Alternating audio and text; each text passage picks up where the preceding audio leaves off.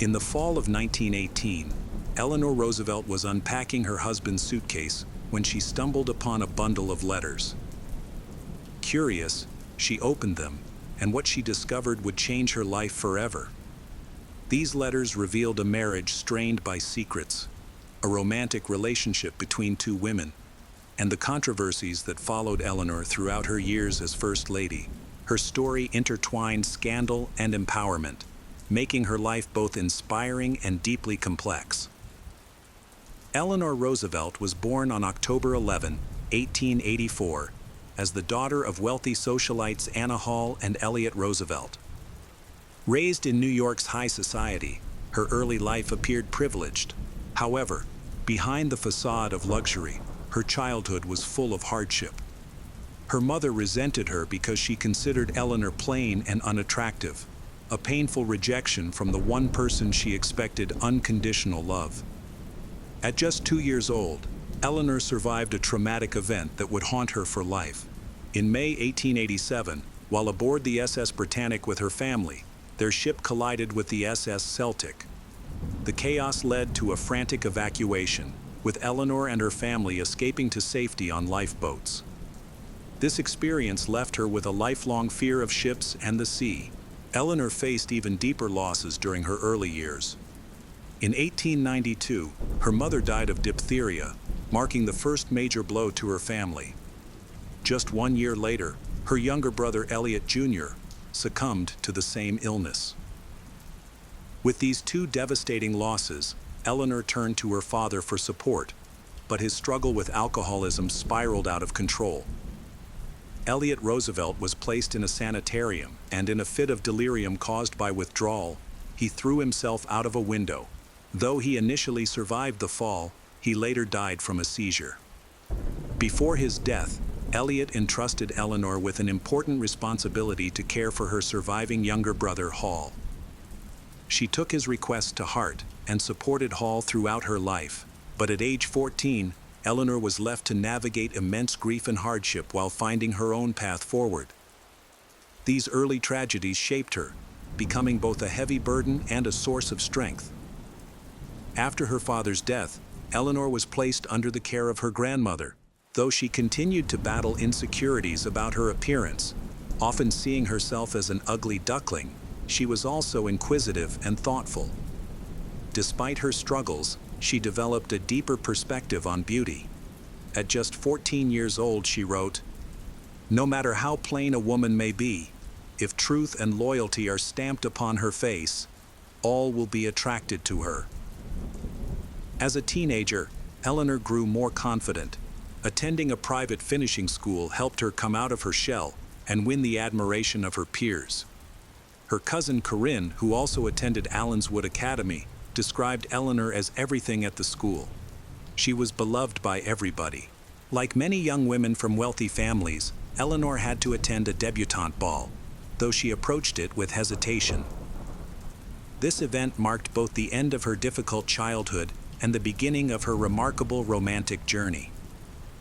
In 1902, the same year as her debut, Eleanor met her future husband, Franklin Roosevelt. However, Franklin was not a stranger. He was her fifth cousin. Their romance began after a chance meeting on a train, and they kept their relationship a secret. This secrecy was likely necessary, as Franklin's mother, Sarah, strongly disapproved when she found out about their relationship the following year. Sarah fiercely opposed the union and tried to put an end to it. Despite her efforts, the couple resisted her interference, though Eleanor's challenges with Sarah were far from over. Eleanor and Franklin's wedding was a grand affair. Her uncle, President Theodore Roosevelt, walked her down the aisle in place of her late father. Theodore even gave his approval of the marriage with the remark, "It's a good thing to keep the name in the family." The wedding made headlines in the New York Times, and Eleanor appeared to be the ideal blushing bride.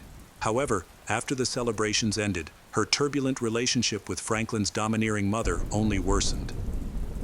Eleanor and Franklin had 6 children, but Eleanor never felt like their true mother. Sarah took over their upbringing, imposing her own methods. Eleanor's eldest son, James, recalled his grandmother once telling him, Your mother only bore you. I am more your mother than your mother is. Eleanor also struggled with intimacy in her marriage, once confiding to her daughter Anna that she found it an ordeal. Many aspects of her married life were deeply disheartening. Eleanor's struggles escalated in 1921 when disaster struck during a vacation in New Brunswick. Franklin fell gravely ill and was diagnosed with a paralytic condition, believed at the time to be polio. Despite Eleanor's devoted care, Franklin's legs were permanently paralyzed, and his disability brought immense challenges. While Sarah wanted Franklin to retire from politics, Eleanor encouraged him to continue his career.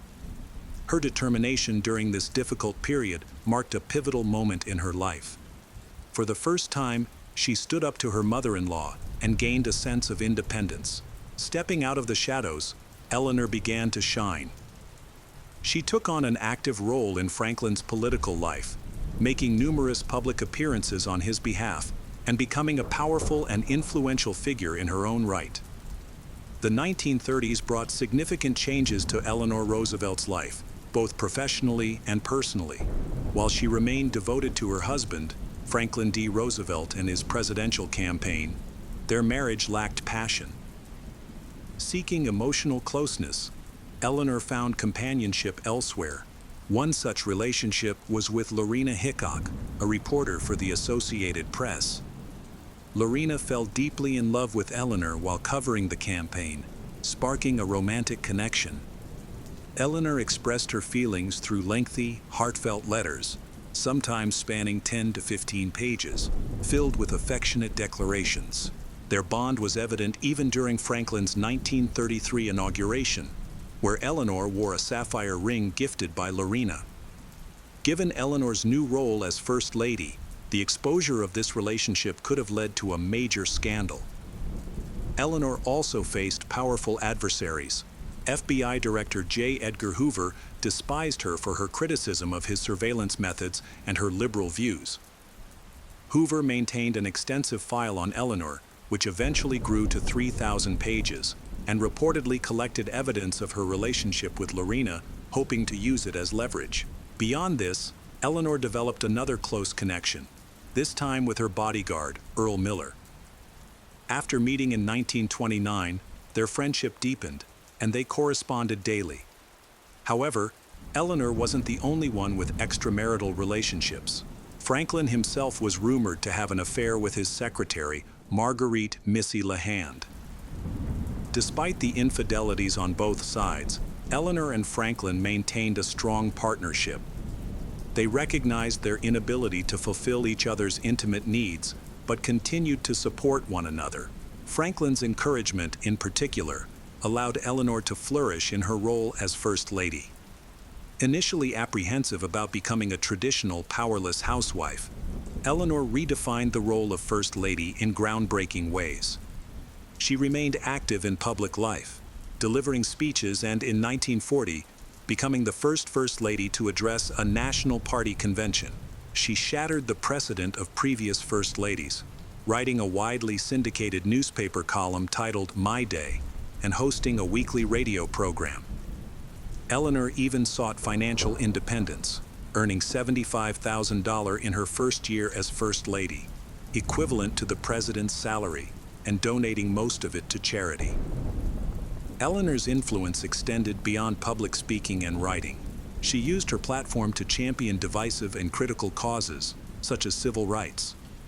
She openly supported the civil rights movement, breaking barriers by inviting hundreds of Black Americans to the White House and advocating for equal benefits for all races, stances that often clashed with her husband's political interests. She was unafraid to challenge societal norms and take bold stands, even when it risked controversy. One of her most notable actions occurred in 1939, when the Daughters of the American Revolution barred Black singer Marian Anderson from performing at Constitution Hall in Washington, D.C. Outraged, Eleanor resigned from the organization in protest. She went further by organizing a concert at the Lincoln Memorial, where Anderson could perform freely. Eleanor's unwavering support for the Black community made her a polarizing figure, particularly among Southern white citizens, but she willingly accepted the consequences of her advocacy. Through her courage, determination, and willingness to defy expectations, Eleanor Roosevelt transformed the role of First Lady and became a trailblazer for social justice and equality.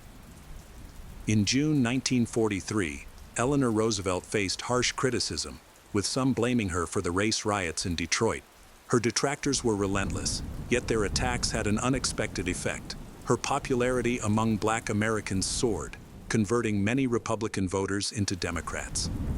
Eleanor was navigating a precarious path, and the challenges were far from over. On December 7, 1941, the United States was thrust into World War II when Japan launched a devastating attack on Pearl Harbor. The tragedy not only shook the nation, but also unleashed widespread prejudice against Japanese Americans. Eleanor Roosevelt, ahead of her time in her views, fiercely opposed this discrimination. However, she clashed with her husband, President Franklin D. Roosevelt, over his decision to place Japanese Americans in internment camps, a policy she privately despised. Her outspoken support for Japanese Americans drew sharp criticism, with the Los Angeles Times even calling for her to step down from public life. Yet Eleanor refused to be silenced and continued to fight for justice. As the war progressed, Eleanor turned her attention to helping war refugees, particularly those persecuted by the Nazis. She urged FDR to allow more refugees into the United States, but he resisted and restricted immigration instead.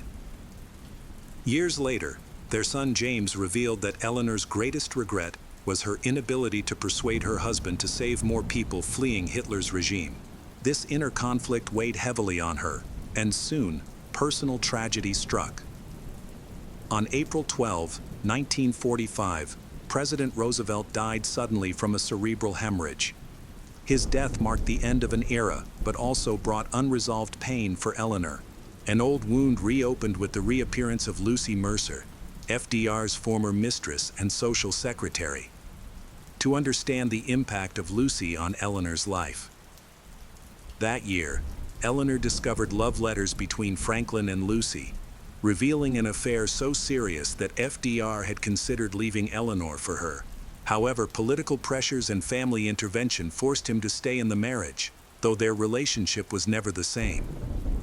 Despite her remarkable advocacy for civil rights, Eleanor's early life reflected her own prejudices. In 1918, she held anti-Semitic views, once describing a social gathering as a Jew party and expressing reluctance about admitting too many Jewish students to the Todhunter School, which she co-owned. These views were undeniably troubling, but Eleanor demonstrated a capacity for growth. Over time, her prejudices faded, and by World War II, her perspective had evolved significantly. In 1960, Eleanor was struck by a car in New York City, and her health began to deteriorate. She was later diagnosed with aplastic anemia, and in 1962, her dormant tuberculosis reactivated, affecting her bone marrow. On November 7, 1962, Eleanor Roosevelt passed away from cardiac failure at the age of 78, leaving behind a legacy of resilience, advocacy, and transformation. Welcome to our channel. Today, we will talk about Ava Gardner. With her stunning beauty, it seemed certain that Ava Gardner would become one of the biggest stars of Hollywood's golden age. She led a glamorous life and was familiar with the lavish parties of Hollywood. Gardner experienced tumultuous marriages to some of America's most famous men, including Mickey Rooney and Frank Sinatra. Unfortunately, her appearance often overshadowed her considerable talent as an actress, and she battled insecurities about her abilities throughout her life.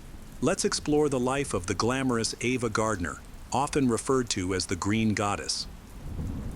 Born in Grabtown, North Carolina, Gardner grew up on a farm as one of 7 siblings, and her childhood was not always easy. The Gardners faced financial struggles, culminating in the bank foreclosing on their home and farm while the children were still young. Although she had no dreams of becoming a star as a child, fate had other plans for her. When she turned 18, she visited her sister in New York City. While there, her brother-in-law, a professional photographer took a picture of her and displayed it in his studio. Soon, many mostly male clients began to inquire about the photograph. One man, Bernard Duhan, claimed to be a talent scout for MGM and was particularly insistent. Fortunately for Gardner, the studio receptionist recognized Duhan as a fraud. He was actually just a law clerk who pretended to be a talent scout to meet attractive young women. However, in an unexpected turn of events, he ended up playing a role in Gardner's rise to fame. After the receptionist told Duhan to leave, he suggested that someone should send Gardner's information to MGM. Gardner's brother-in-law took this advice, and before long, she was flying back to New York City for a screen test that would change her life. In 1941, MGM Studios offered Ava Gardner a contract, but they made it clear that they were only interested in her appearance. Still, having a job meant financial stability, and many people in Gardner's situation would have appreciated the opportunity for consistent background roles. However, Gardner had bigger aspirations. She worked hard with a dialogue coach and a singing coach to ensure she would be more than just a pretty face on screen. Despite her efforts, the studio was hesitant to give her more significant roles. On her first day at the MGM studio, Ava Gardner caught the attention of actor Mickey Rooney. At just 21, Rooney was already one of MGM's biggest stars. When he asked her out, she hesitated because she was new to Hollywood, much younger and taller than him. However, Rooney, feeling entitled due to his fame, continued to pursue her. Gardner, a young girl from North Carolina, found herself receiving a lot of attention from one of Hollywood's top stars. Eventually, Gardner agreed to go on a date with Rooney. When he proposed marriage, she expressed her desire to wait until she turned 19. However, that wasn't their only obstacle. Their marriage, which made them look like the perfect Hollywood couple because of Rooney's boyish charm and Gardner's stunning beauty, also had its hidden troubles. Both became heavy drinkers and enjoyed partying. Rooney could be unpleasant when drunk, and Gardner struggled with her own issues with alcohol. She would often make fun of Rooney's height whenever he got angry. Ava Gardner's marriage to Mickey Rooney faced multiple challenges. As the new wife of one of MGM's top stars, one might expect that the studio would ensure she was happy and given work. However, she struggled to land roles, managing only small parts in over 15 films before her name appeared in the credits of one. Caught in a difficult contract and an unhappy marriage, she reached a breaking point. In 1943, Ava made a pivotal decision. She filed for divorce from Mickey Rooney, and the reasons were quite alarming. In her divorce papers, she cited severe mental suffering and extreme cruelty. Despite Rooney being a major Hollywood star, she opted for a settlement of $25,000 and took care of her own court costs. It was evident that she was determined to leave the marriage, and by handling the divorce discreetly, she benefited. Shortly after, MGM renewed her contract and increased her salary, possibly as a way to avoid any negative publicity surrounding their prominent star. Gardner's relationship with Rooney resembled that of two immature kids living together. However, she desired more from a partner. When she met bandleader Artie Shaw, he seemed perfect, tall, dark, and intellectual, everything Rooney was not. The only issue was that Shaw was married. Ultimately, this became a bigger problem for his wife than for Shaw and Gardner, as he left his wife for her. However, Shaw shared more similarities with Rooney than Gardner initially realized. In her later years, she disclosed that Shaw was a bully and emotionally abusive, which deeply affected her as an insecure young starlet. Shaw and Gardner married in 1945, but even with a ring, she felt inadequate for the controlling bandleader. At that time, Gardner had read only 2 books, the Bible and Gone with the Wind. While with Shaw, she frequently socialized with intellectuals, which heightened her insecurities, a feeling that would persist throughout her career. She had enjoyed sneaking drinks with her first husband, recalling that she was underage then. However, with Shaw, her drinking escalated, leading to frequent hangovers and periods of depression. Although it wasn't exactly a positive situation, Shaw had an interest in psychoanalysis and financed Gardner's therapy during their marriage. In that way, he was attempting to address some of his own issues, at least financially. However, their relationship faced challenges that therapy alone couldn't solve. Despite Shaw's mistreatment, Gardner was deeply in love with him. Approaching their first anniversary, she even thought about having a baby to rescue their marriage, though she should have known that typically doesn't work. Unfortunately, heartbreak was just around the corner. The traditional gift for a couple's first anniversary is paper, and Shaw adhered to that custom. Just a week after their first anniversary, he delivered divorce papers to her. For years, MGM had only given Gardner minor roles, stalling her acting career. Fortuitously, a director recognized her talent and believed she was perfect for a lead role as a femme fatale in an adaptation of Ernest Hemingway's The Killers. Although Universal was producing the film, the director's strong recommendation led the studio to request her from MGM. This marked her first leading role, and it was a huge success. As she began to rise in her career, her previous bad habits posed a risk to her newfound success. Ultimately, Gardner became both free and famous, but fame brought increased media scrutiny. The tabloids often confused her glamorous image and romantic history with her true self, portraying her as a wild party girl who dated new men every night. Gardner insisted that this portrayal was far from accurate, claiming she spent her evenings quietly at home. While it may have been true for a time, it didn't last long. After allowing Universal to make her a star, MGM eventually realized their mistake and started giving Ava Gardner more prominent roles. However, they didn't treat her well. For the film Showboat, the producers felt her singing voice wasn't good enough, so they had another actress dub her songs. Gardner was unhappy about this, but she consoled herself with a hefty paycheck of $140,000 for the role. Years earlier, when she was less known in Hollywood, Gardner had met Frank Sinatra, who was already a major star. Now, nearly a decade later, their situations had flipped. Sinatra's career was on the decline, while Gardner had developed strong feelings for him. This time, their relationship was mutual, with Sinatra equally infatuated with her. However, they faced a significant obstacle. Sinatra was still married to his first wife, Nancy Barbato. Despite this, they began a passionate affair.